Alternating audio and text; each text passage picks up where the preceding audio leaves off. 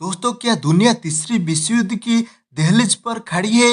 आज 29 मार्च 2026 है और मिडिल ईस्ट से जो खबरें आ रही है वो हिला देने वाली है। ईरान, इजराइल और अमेरिका ये तीनों आमने सामने हैं, लेकिन सबसे बड़ा सवाल इसका आपकी और मेरी जेब पर क्या असर पड़ने वाला है? क्या सच में भारत में पेट्रोल और एलपीजी की किल्लत होने वाली है? पीएम मोदी ने मन की बात में क्या बड़ी चेतावनी दी है? आज सब कुछ क्रिस्टल क्लियर कर दूंगा। वीडियो स्किप मत करना, क्योंकि बात आपके घर के बजट की है। पिछले 24 घंटों में हालात तेजी से बिगड़े हैं। अमेरिका और इजराइल ने ईरान के बंदर खामिर पोर्ट पर अटैक किया है।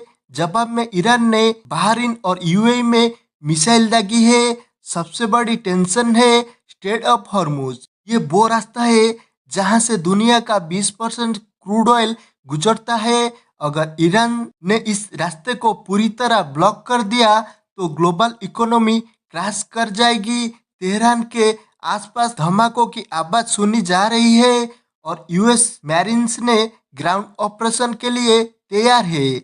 आज सुबह 11 बजे पीएम मोदी ने मन की बात में इस वार पर देश को संबोधित किया। उन्होंने साफ कहा, पड़ोस में भीषण युद्ध चल रहा है और हमें टीम इंडिया बनकर एकजुट रहना होगा।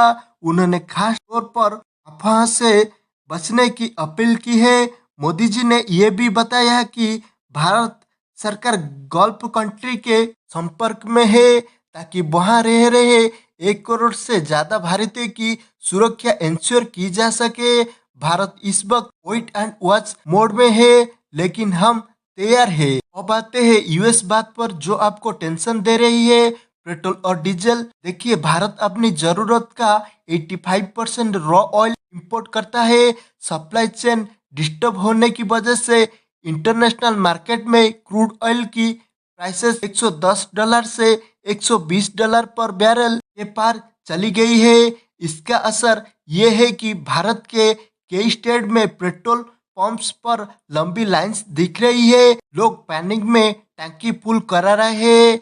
एलपीजी सिलेंडर की डिलीवरी में भी देरी हो रही है क्योंकि सप्लाई रूट्स ब्लॉक्ड है। लेकिन दोस्तों, गवर्नमेंट के पास 9 से 10 दिन का स्ट्रैटेजिक रिजर्व इमरजेंसी स्टॉक है, इसीलिए पैनिक ना करें। भारत सिर्फ हाथ पर हाथ धरकर नहीं बैठा है। हम रूसिया और साउथ अमेरिका कंट्री से ऑयल सप्लाई बढ़ाने की कोशिश कर रहे हैं। इसके अलावा सरकार ने जमाखोरी रोकने के लिए ईसीए एक्ट लगाने का संकेत दिए हैं। लेकिन अगर ये वार 1 महीने से ज्यादा खींची तो पेट्रोल और डीजल की प्राइस में 10 से 20 रुपये का उछाल देखने को मिल सकता है, जो महंगी को बढ़ा देगा। और आज इस्लामाबाद पाकिस्तान में एक बहुत बड़ी मीटिंग हो रही है। पाकिस्तान, तुर्की, सऊदी अरेबिया, इजिप्ट के फॉरेन मिनिस्टर एक साथ बैठे हैं। इनका मकसद है कि इस युद्ध को रोकना। इन देशों को डर है कि अगर ये आग और फैली तो पूरा मिडिल ईस्ट तबाह हो जाएगा। इस्लामिक ब्लॉक मिलकर अमेरिका और ईरान पर प्रेशर बना रहा है कि सीजफायर किया जाए। दुनिया की नजरें इस मीटिंग पर है। क्या इस मीटिंग से हुआ रुकेगा या ये सब मिलकर ईरान के खिलाफ होंगे? अब बात करते हैं उनकी जो इस युद्ध को और भयंकर बना रहा है। यमन के हुतीस रिबेल्स ने ऐलान कर दिया है कि वो ईरान के साथ खड़े हैं। उन्होंने रेड सी में इजराइल और अमेरिका से जुड़े शिप्स पर ड्रोन अटैक्स तेज कर दिए हैं। इसका डायरेक्ट असर भारत पर पड़ सकता है क्योंकि हमारा ट्रेड इसी रास्ते से होता है। अगर हुतीस ने रास्ता ब्लॉक किया तो इलेक्ट्रॉनिक्स, मोबाइल और कपड़े सब कुछ महंगा हो जाएगा।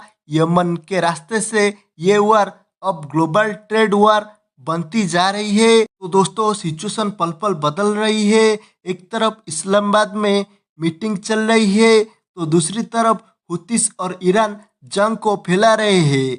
भारत की नज़र अपने 1 करोड़ लोगों और अपनी इकोनॉमी पर है। आपको क्या लगता है, क्या ये वार पाकिस्तान की मीटिंग से रुक पाएगा? कमेंट में ज़रूर बताएं। इस वीडियो को ज़्यादा से ज़्यादा शेयर करें ताकि हर कोई इस हालत को समझ सके और चैनल को सब्सक्राइब करें। जय हिंद।